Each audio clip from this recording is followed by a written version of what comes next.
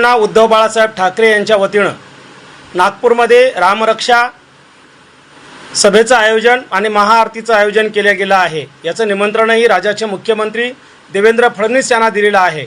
पण या संदर्भाने भाजपमध्ये असंतोष पसरला असून प्रत्येक भाजपच्या नेत्याला आपणच चोरी केली आहे का असं वाटतंय। अरे तुम्ही चोर नाहीत तर मग शिवसेनेच्या संदर्भानं बोलतात कशाला? चोर पकडा, चोराला फाशी द्या।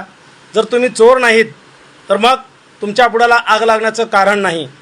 कोणी आणि उठतो आणि सुटतो शिवसेनेवर बोलण्याचा प्रयत्न करतो। शिवसेना एवढी लहान नाही की तुमच्या तोंडातून बोलल्या जावं। शिवसेना महान आहे। शिवसेना कालही होती, आजही आहे आणि उद्याही अस्तित्व राहील। पण तुमच्यासारख्या चोरांचं अस्तित्व कायम नष्ट होईल आणि ते शिवसेना उद्धव बाळासाहेब ठाकरे यांचे सर्व कार्यकर्ते मिळून तुम्हाला नस्तनाबूत करतील।